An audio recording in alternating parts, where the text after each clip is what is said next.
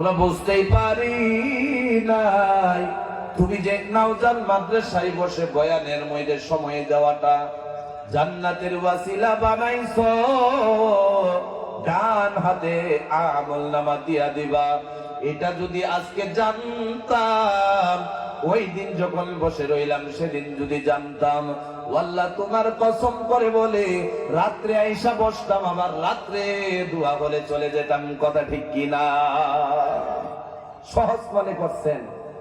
একটা বস্তু সহজও হতে পারে আর একবার কঠিনও হতে পারে। বাজারে ঘোরাফেরা দেখেন, একটা লাইন যে আছে, এমন লাগে যখন তারা মুসলমানের পরিচয় দিতে চায় না। কারণ কি বলেন তো? একবার এদিকে চাইও না, মানে তারা বাজারের যারা মার্কেটিং করার মানুষ এইদিকে তাকায় বেকের লেগা। কথাটা এমন কিনা জোরে কন। আমি তো বলি, আমরা ফালতু কথা বলি না। যারা মাইকে আওয়াজ যেতেছে কানের মধ্যে, এখানে চেয়ার দিয়ে কুল ফাইতে লাগছিল না। কথাটা সত্য কিনা জোরে বলেন। এখানে চেয়ার দিতে দিতে মানুষ, একজন মানুষ 2 লিটার 3 লিটার পানি খাইতো, এরপরেও চেয়ার দিয়ে শেষ হইতো না। তার কারণ হলো একটা, ইমানের তাকওয়া এতই কমছে, ইমানের জজ্বা এতই কমে গেছে, এখানে বসাই বেদুরের কথা বাজারতে আনতেই পারতেছে না। আওয়াজ দিয়ে এখন কথা ঠিক না? জোরে বলেন কথা ঠিক না? তাহলে আমলনামা ডান হাতে কার হবে? বাজারওয়ালার না আপনার? কথা কয় না, কথা কয় না। না এখনো ডরাইতেছেন আপনারা? আমি তো দলিল দিয়ে কথা কইতেছি, বুঝেন না কেন লাগিয়া? যারা বাজারে আছে তাদের আমলনামা ডান হাতে না আপনারা? জোরে বলেন কার? আল্লাহ যেন সবাইকে ডান হাতে আমল দেয়, বলি আল্লাহুম্মা আমিন। আজকে বয়ান হবে, কি কন? আপনারা আছেন? কথা কন, আপনারা আছেন? বয়ান তো সারা আসাম লয়ে করলাম, কলকাতা থেকে হুজুর আইছে সেদিকেও আমরা যাই, ত্রিপুরা ওদিকে সব যাই। আজকে নাওজান বয়ান হইব, আপনারা রাজি আছেন না? একটা আওয়াজ দিয়ে বলতে পারবেন রাজি আছেন? একবার জোরে বলেন আল্লাহু আকবার, নারে তাকবীর। আজকা বসছেন যদি আমি আসছি, বাড়ি আজকে কুকরাজার না, বাড়ি পাশে আছে। জোরে কোন কথা ঠিক না? বাড়ি আজকে পাশে আছে, গাড়ি নিয়ে আইছি, দরকার হলে ফজরের নামাজ বাড়িতে পড়বো ইনশাআল্লাহ। আপনারা আছেননি না? আপনারা একটু ফ্যাস লাগছে, ফ্যাস লাগছে নি? কারো লাগছে না তো? কার কার লাগছে একটু হাত উঠাইনি দেখি, দেখি উঠাইনি। আচ্ছা, 1-2 জন উঠাইছে, এটা ফেস না, মানে বোঝার ভুল। কথা ঠিক না? যদি কোন কথা ঠিক না? আল্লাহ যেমন ভাবে আমাদেরকে আজকে এখানে বৈশাখ কোরআনের মজমুআয় দুনিয়ার ব্যবসা বাণিজ্য খরচ যত মুসিবত আছে সমস্ত ভুলে গিয়া যেমন ভাবে মুস্কি হাসি আজকের মজমুআয় কোরআনের কথা শুনে বের করতেছে, আল্লাহ যেন ঠিক তেমন ভাবে কোরআনের কথা শোনার কারণে মহান রব্বুল আলামিন এমন ভাবে যেন হাসতে হাসতে জান্নাতে ঢোকার তৌফিক দেয়, বলে আল্লাহুম্মা আমিন। রব্বুল আলামিনের কাছে আমরা দোয়া করব সর্বদাই। আচ্ছা ঠিক আছে, আমলনামা ডান হাতে আসলে খুশি না বেজার? জোরে কোন খুশি না বেজার? খুশি। আল্লাহ সবাইকে খুশি রাখুক, বলি আল্লাহুম্মা আমিন। আল্লাহ বলেন, যার আমলনামা ডান হাতের মধ্যে হবে, খুশির জ্বালা লাফাইতে থাকবে, লাফাইতে থাকবে, দৌড়াইতে থাকবে, দৌড়াইতে থাকবে, পুরোটাতে আমাদের ময়দানে দৌড়াইতে থাকবে, দৌড়াইতে থাকবে। আর ডাইকা ডাইকা বলবে, আল্লাহ জীবনে এত নামাজ পড়লাম, রোজা রাখলাম, কিন্তু তুমি নাওজান বসে থাকাটা জান্নাতের ফয়সালা দিবা বুঝতে পারি নাই, বুঝতে পারি নাই। খুশির ঝুমকার উঠে যাবে, দৌড়াইতে থাকবে, খুশির সীমা নাই, খুশির সীমা নাই। দেখবেন দুনিয়ার জমিনে যখন এক বাড়িতে বিয়া বাড়ি হয়, জামাইও হাসে, বিবিও হাসে, বাড়িওয়ালা সবাই হাসে, ফুর্তি আর ফুর্তি। রব্বুল আলামিন যখন আমলনামা ডান হাতে দিয়া দিবে, সারা দুনিয়ার ফুর্তি যদি একসঙ্গে জমা করা হয়, আর এই ফুর্তি যদি একজনকে বাগাইয়া দেওয়া হয়, আর এই ফুর্তি নিয়ে কিয়ামতের ময়দানে যদি ডান হাতে আমলনামা আইসা যায়, আসার পরে সারা দুনিয়ার ফুর্তি তার সঙ্গে দিয়া দিলে 1000 ভাগের থাইকাও 1 ভাগও হবে না। চিৎকার দিয়া কোন সুবহানাল্লাহ। বলবি আমার আল্লাহ ডাইন হাতে আমল দিছে, এরপর আল্লাহ রাব্বুল আলামিন যেটা জানায়া দিছে শিখা যাও মুসলমান, আর কোনদিন শিখবা? আল্লাহ বলে, ওই দিন যখন ডান হাতে আমল আসবে, আমি রব্বুল আলামিন তার জন্য অ্যাডভান্স হিসাবে বলে দিলাম, ফাসাউফা ইউহাসাবু হিসাবান ইয়াসীরা। চিৎকার দিয়া বলেন পিছনে মানুষ আল্লাহু আকবার, জোরে বলেন আল্লাহু আকবার। আল্লাহ রাব্বুল আলামিন অ্যাডভান্স কি কথা বলতেছে? আল্লাহ বলেন, আমি রব্বুল আলামিন যার আমলনামা ডান হাতে দেখব, ওই কিয়ামতের ময়দানের মধ্যে আমি তার হিসাব নেব, সহজ হিসাব। চিৎকার দিয়া বলেন সুবহানাল্লাহ। এ মুসলমান, জীবনে যা করলা বলে যাও, কয়েকটা মিনিটের জন্য দিলটারে নরম করে দাও, চোখটারে টিপটিপানি আরম্ভ করে দাও। দেখুন এক ফোঁটা জল চোখে দিয়া বের হয়ে যায়, এক ফোঁটা চোখের জল যদি চোখে দিয়া বের হয়ে যায়, এ মুসলমান বিশ্বাস করো, এই চোখের জল নাজাতের ওয়াসিলা হয়ে যাবে। তোমার মন কি চায় না আমলনামা ডান হাতে হয়ে যাক? তোমার মন কি চায় না আমলনামা বাম হাতে যেন না আসে?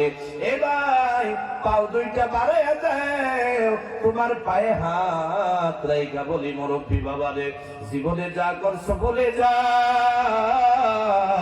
আজকে মাদ্রাসার জন্য এখানে বসেছো, উক্ত তওবা করে এখান থেকে বেগুনাহ হইয়া বাড়ি চলে যাও। রাজি আছি না নাই? জোরে বলেন সুবহানাল্লাহ। এবার আমার আল্লাহ তাআলা যদি বলেছে হিসাব নেবে, সহজ হিসাব, এর চাইতে খুশখবরি আর কিছু হতে পারে না, এর চাইতে খুশখবরি আর কিছু হতে পারে না। এবার এর উল্টা যদি হয়ে যায়, কেমনে সহ্য করবা, কেমনে সহ্য করবা? এই উল্টাটা শোনার আগে আগে আমার আল্লাহকে ডাকো, বলি লা ইলাহা, জবান খুলে লা ইলাহা। একটা মানুষ বাকি থাকবেন, লা ইলাহা, আরো জোরে লা ইলাহা, জিকির করে লা ইলাহা। একটা মানুষ উঠবেন না, যেমনে বসছেন আমার মন চাইতেছে আজকে এইভাবেই যদি বসে থাকেন রাত পার করে দেব ইনশাআল্লাহ, আল্লাহ যদি তৌফিক দেয়। আর যদি আপনারা যদি বলেন হুজুর আমাদের তো কাজ আছে, কর্ম আছে, আমরা তো এত রাত কাটাইতে পারবো না, আপনি আর আধা ঘন্টা বলে চলে যান, আমি আপনাদেরকে আরো 10 মিনিট মাইনাস করে 20 মিনিট বলে চলে যাব। আপনারা কোনটা কাজে আছেন? কিছু সময় চলতো, জোরে কোন কিছু সময় চলবে? আওয়াজ দিয়ে বলেন চলবে। তাহলে আল্লাহকে দেখায় দেন, জিকির করে লা ইলাহা, লা ইলাহা,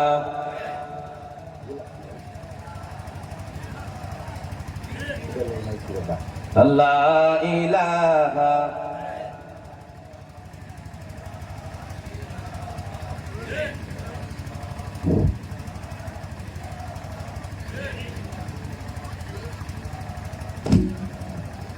لا إله لا إله إلا الله محمد رسول الله জোরে বলেন সাল্লাল্লাহু আলাইহি ওয়াসাল্লাম। এবার তার উল্টা যদি বুঝতে চাই, চোখের জল বের হয়ে যাবে। এ ভাই মনোযোগ দিয়া দেও, নজরটা এদিকে তাকাও, কান দুইটা খাড়া করে দাও, আর এদিকে দিক নজর করো না ভাই।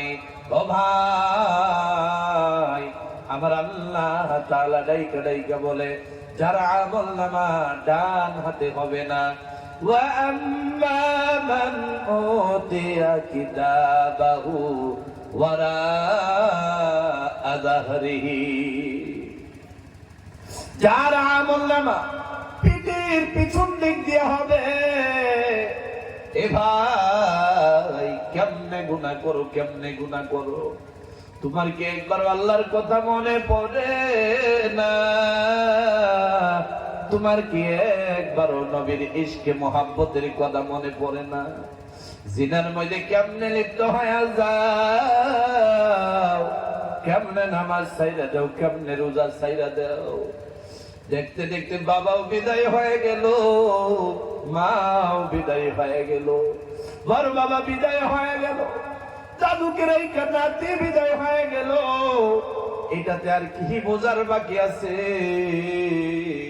সেকেন্ড লাগবে না, আমি আপনি বিদায় হয়ে যাব। আমল নামা যদি পিঠের পিছনে হয়ে যায়, কেমনে সহ্য করবা? দুনিয়ার জমিনে তো সাধারণ কষ্ট সহ্য করা যায় না, তাহলে আমল নামা পিঠের পিছনে হলে কেমনে সহ্য করব?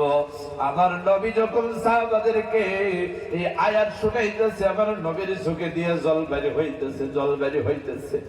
আমার নবী কান্দে, আমার নবী কান্দে। সাহাবীরা রে, ভালো করে শুনো রে সাহাবীরা, আমল নামা যদি পিঠের পিছনে চলে যায়, সহ্য করতে পারবা না, সহ্য করতে পারবা না। বাবারে মনটা নরম করে দাও, দেখো চোখে দিয়ানি এক ফোঁটা জল বের হয়ে যায়। আমার নবী বলে, আমার গুনাহগার উম্মতেরা যখন আখিরি জামানার মধ্যে কোরআনের কথা শুনতে বসবে, আমার নবীর কথা শুনতে বসবে, আর এই বৈঠকের মধ্যে যদি এক ফোঁটা চোখের জল বের করে ফেলে, আমি আল্লাহর কসম করে বলতেছি, আমি নবী আল্লাহর কসম করে বলতেছি, এই এক ফোঁটা পানির জলের বিনিময়ে আমি ওই উম্মতটাকে আমি সুপারিশ করে আমি নবীর সঙ্গে জান্নাতে নিয়ে যাব। জোরে বলেন সুবহানাল্লাহ। এবার তাকাইয়া দেখো, চোখে দিয়ে এক ফোঁটা জল বের হয়। এবার পিঠের পিছন দিক দিয়ে কেমনে চলে গেল? আমল নামা বোঝার দরকার আছে না নাই? ডান হাতে বুঝতে পারলাম, বাম হাতে বুঝতে পারবো, কিন্তু হুজুর আপনি বলেন পিঠের পিছনে চলে যাবে, এটা কেমনে মাইনা লয়? আমার আল্লাহ যদি বলে দিছে, কেমনে মানবা না, কেমনে অস্বীকার করবা? আমার আল্লাহ কোরআনের ভাষায় বলে দিছে, আমার নবী সাহাবাদেরকেও শোনায়া দিছে। এ ভাই, পিঠের পিছনে কেমনে চলে যাবে? একটু ধৈর্যের সহকারে বসো, 2 মিনিটে বুঝাইয়া দিব। সিনা বরাবর বাম হাত কিয়ামতের ময়দানে দেখতে পারবে, সিনা বরাবর ঢুকে যাবে। জোরে বলেন নাউযুবিল্লাহি মিন যালিক। সিনা বরাবর যদি ঢুকে যায়, একটা কাঁটা যদি শরীরের মধ্যে বিঁধে যায়, দৌড়াইয়া হসপিটালে নিয়ে যাওয়া শুরু হয়ে যায়, মেডিকেলে নিয়ে যাওয়া শুরু হয়ে যায়। ট্যাবলেট থেকে শুরু করে, ইনজেকশন থেকে শুরু করে, ডাক্তার থেকে কবিরাজ থেকে কিছুই বাকি থাকে না। ওই কিয়ামতের ময়দানে কোনো হসপিটাল থাকবে না, কিয়ামতের ময়দানে কোনো নার্সিং থাকবে না, কিয়ামতের ময়দানে কোনো কবিরাজ থাকবে না, কিয়ামতের ময়দানে আপনার সহযোগিতা করার জন্য কেউ ধরে আপনাকে নিয়ে যাবে না। এ ভাই, ভালো করে শোনো, লক্ষ্য করে শোনো, মনোযোগ দিয়ে শোনো আমার ভাই। আল্লাহর কসম করে বলি, আল্লাহর কসম করে বলি, আমার আল্লাহ যদি চায় আখিরি দোয়া নিয়ে যদি বিদায় হয়ে যায়, আমার আল্লাহ জান্নাতের ফয়সালা দিয়া দিবে। বলি আল্লাহুম্মা আমিন। চিৎকার দিয়ে বলেন নারে তাকবীর। এ ভাই, ভালো করে শোনো, রব্বুল আলামিন বলে, যখন মানুষ দেখতে পারবে আমল নামা পিঠের পিছন দিক দিয়ে চলে গেছে, আপনি হতে পারেন আমি বয়ান করতেছি বলে আমার যে ডান হাতে চলে যাবে এটা সম্ভব না। আমার আল্লাহ যদি পছন্দ না করে, ইখলাস যদি না রাইখা বয়ান করে, আমারও আমল নামা ডান হাতে আসবে না। আপনি যদি বিজনেস করতেছেন, বিজনেস যদি সহি তরিকার মধ্যে না হয়, আপনার আমল নামা ডান হাতে আসবে না। আপনি তো গাড়ি ড্রাইভিং করেন, যদি আপনি মানুষকে ঠকাইয়া দেন, তাহলে তো আপনার এই ড্রাইভিং আপনার আমল নামা ডান হাতে দিবে না। আপনাকে দুনিয়ার মধ্যে যে যার মধ্যে লেগে থাকেন না কেন, ইখলাস যদি সহি না হয়ে যায়, আমার রব্বুল আলামিন আপনার আমল নামা ডান হাতে দিবে না। এক কথা বুঝাইতে গেলে, ইখলাস যদি সহি হয়, ড্রাইভিং থেকে শুরু করে নিয়া হাজিরা কাজ পর্যন্ত মানুষ যারা আছে ইখলাস সহি নিয়া যদি কাজ করে আমলনামা ডান হাতে আসতে সেকেন্ডারি হবে না।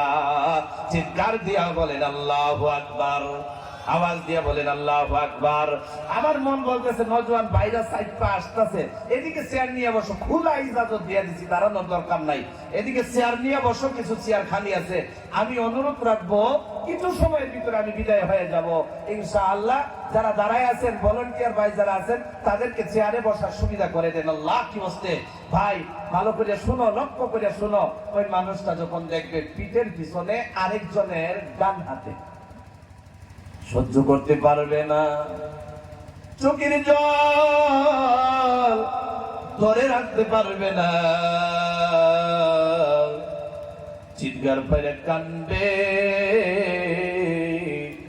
আর আল্লাহরে ডাইকা ডাইকা বলবে দয়ার আল্লাহ, জীবনে তো গোলাই করলাম না, ফরমানি করলাম, তুমি তো রাজি হয়ে যাও নাই, মাত্র আমার 10টা বছরের জন্য দুনিয়াতে পাঠাইয়া দাও, আমি দুনিয়াতে গিয়া আপনি আল্লাহকে রাজি করে আবার ফিরে আসব। হাজার হাজার মানুষ বের হয়ে যাবে, আল্লাহ আবার আমার দুনিয়ায় পাঠাইয়া দেন। আমার আল্লাহ ফেরেশতারে নাইকা নাইকা বলবে, ভালো করে শুরু নাও ছানের ভাই, এ ভাই যখন বলবে ফাসাউফা ইয়াদউ সুবুরা, ফাসাউফা ইয়াদউ সুবুরা, আল্লাহ আমারে মত দিয়া দাও, আল্লাহ আমারে মত দিয়া দাও। আল্লাহ ফেরেশতারে নাইকা বলবে, ফেরেশতারা রে 60 বছর দুনিয়ার জমিনে দিয়া দিলাম, 60 বছরের সঙ্গে ইমতিহান স্বরূপ আমি সম্পদ দিয়ে দিলাম, কামিয়াব হতে পারে নাই, নাকাম হয়ে গেল। 50 বছরের জামানার মধ্যে আমি তাকে ইমতিহান স্বরূপ দোকান দিয়ে দিলাম, দোকান তারে কামিয়াব করতে পারে নাই, ইমতিহান স্বরূপ আমি তার বাড়ি মাদ্রাসার পাশে রেখে দিলাম, মাদ্রাসার সে হক আদায় করে নাই, তাকে আমি জান্নাতে কেমনে দিয়ে দিব রে, কেমনে মত দিয়া দিব? মত তো একবারে হয়, 10 বার হয় না, 20 বার হয় না, 2 বারেরও চান্স নাই। মানুষ মরে মরবে, একবারেই মরবে। আর এই একবার মরার আগে যদি জান্নাতের সামান তৈরি না হয়, এর চাইতে কপাল পুরা মুসলমান কেউ হতে পারে না।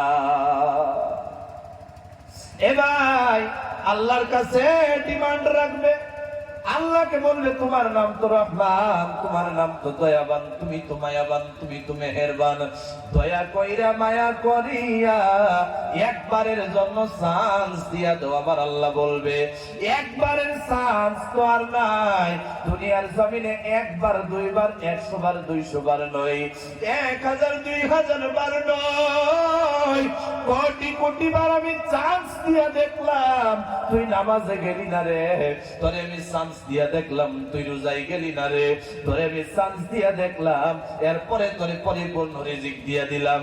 নামাজি যেমনে পানি পান করতো আমি তোরেও পানি পান করাইতাম, এটা দুনিয়ার জন্য চান্স ছিল তোর জন্য। নামাজি খাবার খাইতো, নামাজির সঙ্গে আমি তোরেও খাবার খাওয়াইয়া দিতাম, এখানে ইমতিহান ছিল, আমি আবার তোরে সুযোগ দিয়া দিছিলাম, কিন্তু সুযোগকে তুই নেস নাই, আজকে ইন্তেকাল হয়ে গেলি আমারে রাজি খুশি করতে পারলি না।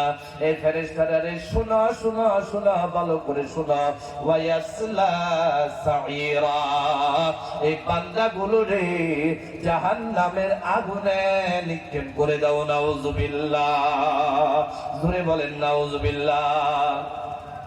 এ ভাই মাদ্রাসার মোহাব্বত বুকে আসার দরকার আছে না নাই? জোরে বলেন, আওয়াজ দিয়ে বলেন আছে না নাই?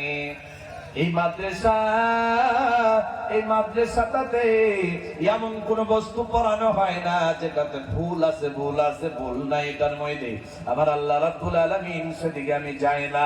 এক কথা বুঝাইতে গেলে এটাই এমন কিতাব গো, এটাই এমন কিতাব, এমন কিতাব, ইতিহাস পড়ে দেখো, ইতিহাস পড়ে দেখো, যত বড় বড় বিজ্ঞানীরা, যত বড় সায়েন্টিস্ট দিছে না, এই কালামুল্লাহ শরীফের উপর রিচার্জ করা শুরু করে দিছে, এই কোরআনে কারিমের উপর রিচার্জ করলো।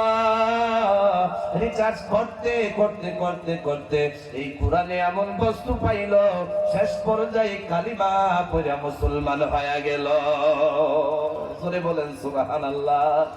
এ ভাই, আল্লাহ রাসূল কাইনামদার তাজদার মদিনা, আমি একটা হাদিস আপনাদের সম্মুখে বলেছিলাম, এই জন্য কথা লম্বা হয়ে যায়। এক কথা শুরু করলে আপনাদেরকে বুঝাইতে গিয়ে অনেক কথা বের হয়ে যায়। এ ভাই, আমি বলেছিলাম মূল কথা হলো আন নবী হুরায়রা রাদিয়াল্লাহু তাআলা আনহু قال قال رسول الله صلى الله عليه وسلم, হযরত আবু হুরায়রা রাদিয়াল্লাহু তাআলা আনহু বলেন, হুজুর পাক সাল্লাল্লাহু আলাইহি ওয়াসাল্লাম বলেছে, ইন্না সূরাতান ফিল কুরআন। আল্লাহু আকবার। আপনারা ধৈর্য আছেনি? সবার ধৈর্য আছে? আল্লাহ সহি বুঝ দান করুন, বলি আল্লাহুম্মা আমিন। এ ভাই, কোরআনে কারিমের মাদ্রাসা, কোরআনের কথা একটু সময় যদি না বলি, আমার মন চাই না কোরআনের একটা হাদিসের ব্যাখ্যা না করে আমি এখান থেকে বিদায় হয়ে যাই। একটা হাদিস ধরলাম, আরেকটা হাদিসের ব্যাখ্যা দেব ইনশাআল্লাহ। এরপরে কলকাতার মেহমানকে ডেকে নিয়ে আসবে, আপনারা দোয়া নিয়ে এখান থেকে বিদায় হবেন। রাজি আছেন না? কে কে রাজি আছেন? দুই হাত উঠায় দেখান তো। আল্লাহ কে হচ্ছে, আল্লাহ কবুল করুন, বলি আল্লাহুম্মা আমিন। আল্লাহ রাসূল সাল্লাল্লাহু আলাইহি ওয়াসাল্লাম বলেছেন, ইন্না সূরাতান ফিল কুরআন, কোরআনে কারীমের মধ্যে এমন একটা সূরা রয়েছে যে সূরাটার মধ্যে 30 আয়াতান, ওই সূরাটার মধ্যে 30টা আয়াত রয়েছে। জোরে কোন কয়টা? আওয়াজ দিয়ে বলেন কয়টা? 30টা আয়াত রয়েছে। এই সূরাটা কেমন সূরা, এই সূরার উপযুক্ত কিছু কথা আপনারা শুনবেননি বাবা? জোরে বলেন শুনবেননি? এবার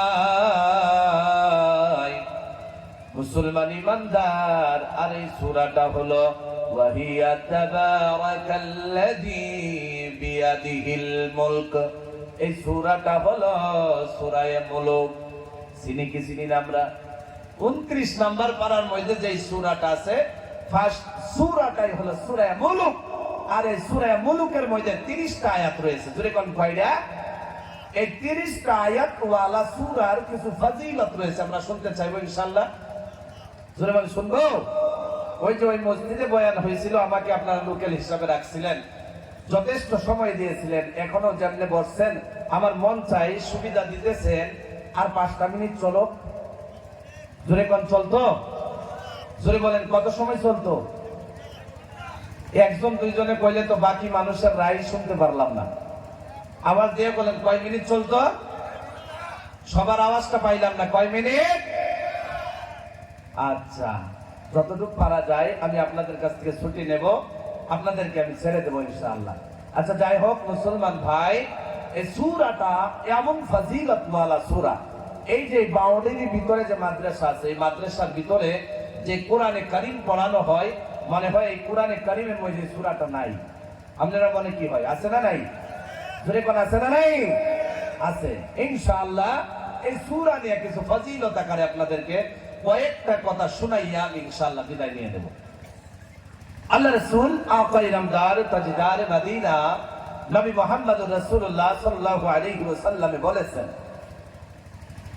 এই সূরাটা আমি নবী চাই। আমরা তো জানি মাদ্রাসার ছাত্র কালামুল্লাহ শরীফ মুখস্থ করবে না, না, এটা আমার আপনার ভুল ধারণা। এবার 90 বছর বয়সে সাহাবারা ঈমান আনছে, আনার পরে তারা কোরআনে কারীমের শিক্ষা অর্জন করছে কি করে নাই? জোরে বলেন, আওয়াজ দিয়ে বলেন, করছে কি করে নাই? আমরা 50-25 বছর হয়ে গেলে ভয় পেয়ে যাই, আমরা কেমনে শিক্ষা অর্জন করব?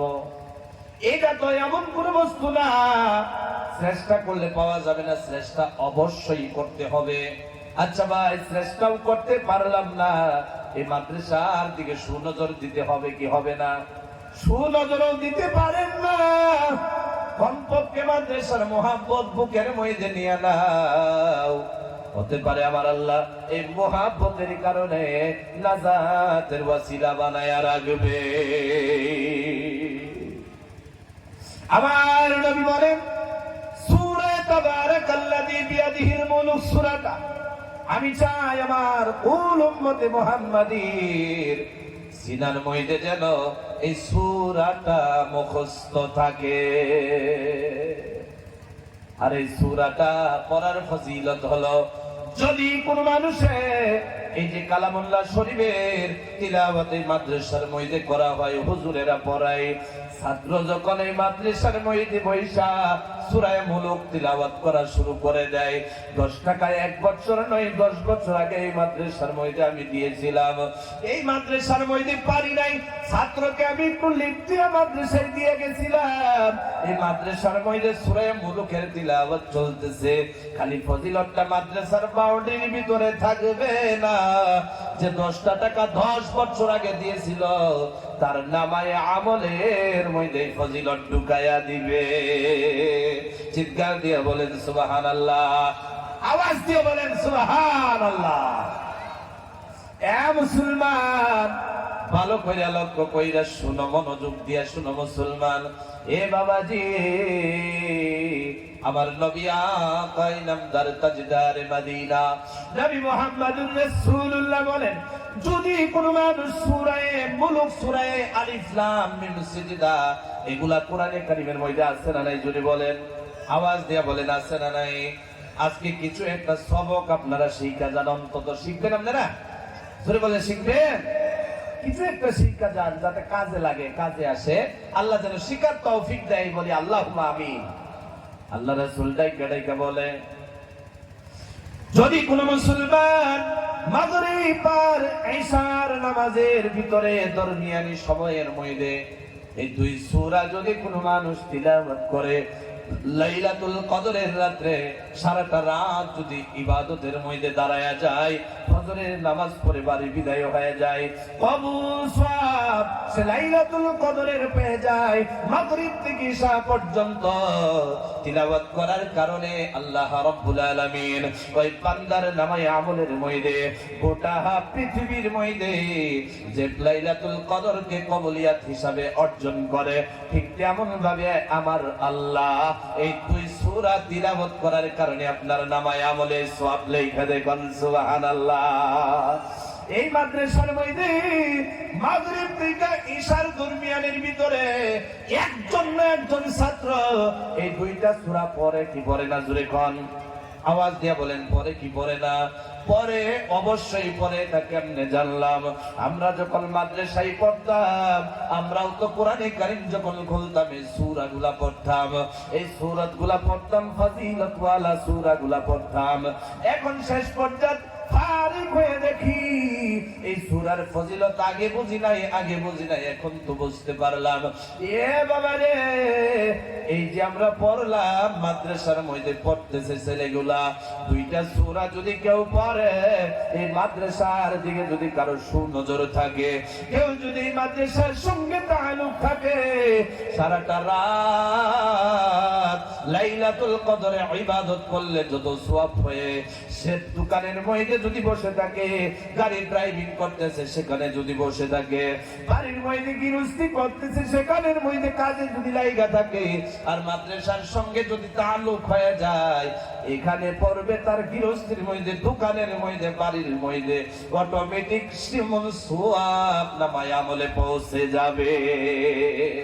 জোরে বলেন সুবহানাল্লাহ।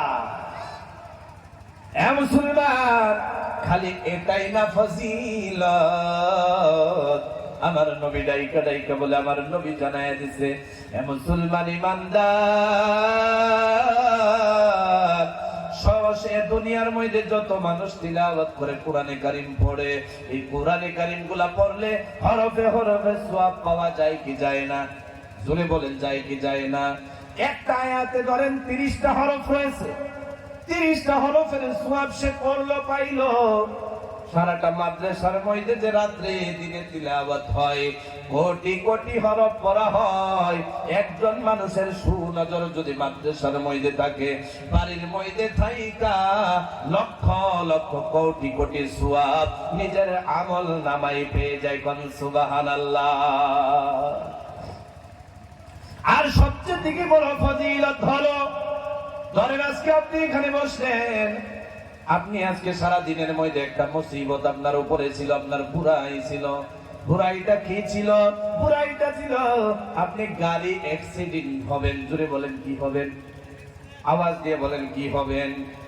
আল্লাহ রাব্বুল আলামিন এই যে মাদ্রাসার মধ্যে সূরা মুলক পড়লো আর সূরা আলিফ লাম মিম সিজদা পড়লো, এটা পড়ার কারণে আপনি যে মাদ্রাসার সঙ্গে তাআল্লুক ছিল, আপনারও 70টা 24 ঘন্টার মধ্যে এই পড়ার কারণে আপনার 70টা বুরাই আল্লাহ দূর কইরা দিবে।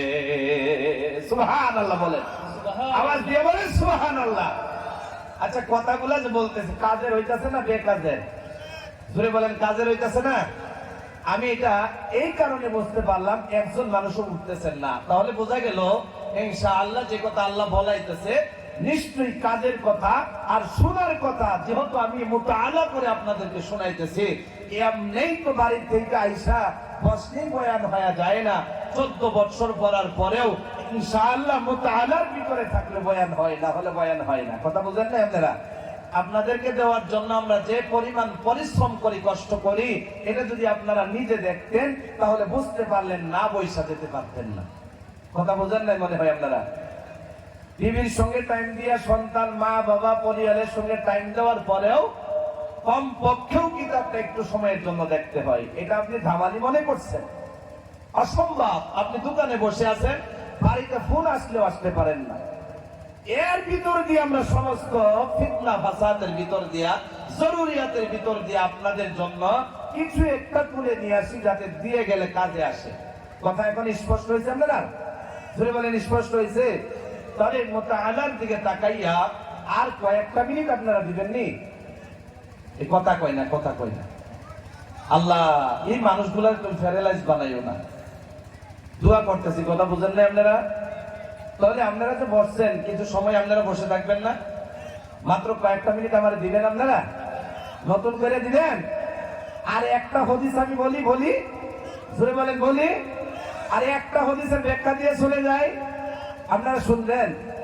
এটা সূরা আলিফ লাম মিম সিজদা আর সূরা মুলুকের ফজিলত। এটা যদি নিয়ে বলা যায়, হতে পারে আপনারা এখানে বসে 2 রাত বসে থাকতে হবে, তারপরে শেষ হবে না। তামালি মনে করছে? আর 2-3টা ফজিলত বলে একটা হাদিস বলে আমি ইনশাআল্লাহ আপনাদের সম্মুখে বিদায় নেব, আপনাদের কাছ থেকে দোয়া নিয়ে ইনশাআল্লাহ। তাহলে আরেকবার জবান খুলে কে জিকির করা যাবে, লা ইলাহা। একজনও বাকি থাকবেন না, হইতে পারে আল্লাহ প্যারালাইজ বানায় দিতে পারে একদিন। ইনশাআল্লাহ জবান খুলে পড়েন, লা ইলাহা লা ইলাহা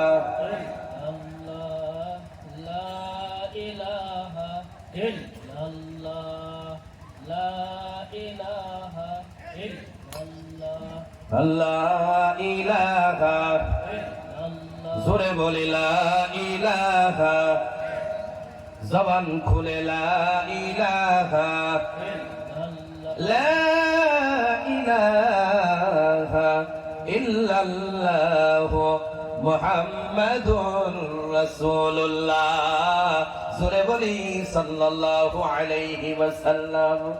এবার হযরতে জাবির রাদিয়াল্লাহু তাআলা আনহু বলেন, আমার নবীকে যতদিন দেখলাম ঘুমের ঘরে গেল, একটা দিনও বাকি থাকে নাই আমার নবী শোয়ার আগে আলিফ লাম মিম সিজদা আর সূরা মুলুকের তিলাওয়াত কইরা আমার নবী শুয়া যাইতো।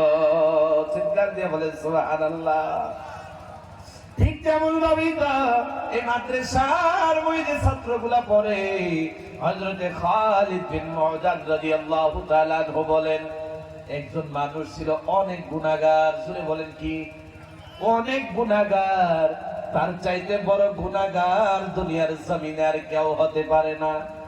গুনাহ করতে করতে নিজের জিন্দেগি বরবাদ করে দিল। কিন্তু তার একটা আমল ছিল, কোরআনে কারিমের তিলাওয়াত জানতো। জোরে বলেন কি জানতো? আওয়াজ দিয়ে বলেন কি জানতো?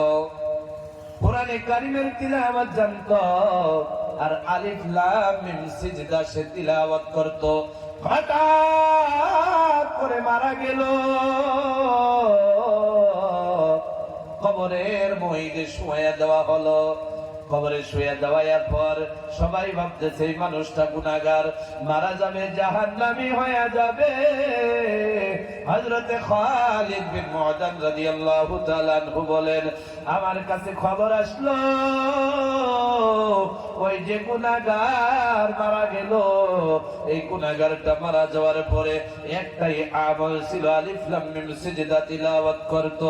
কবরে যখন শুয়াইয়া দেওয়া হলো, কবরে শুয়াইয়া দেওয়ার পর আলিফ লাম মিম সিজদা কবরের মধ্যে আল্লাহর কাছে গুজারিশ করতে আরম্ভ করতেছে। বলি আল্লাহু আকবার। আলিফ লাম মিম সিজদা গুজারিশ করতে আরম্ভ করছে, আল্লাহ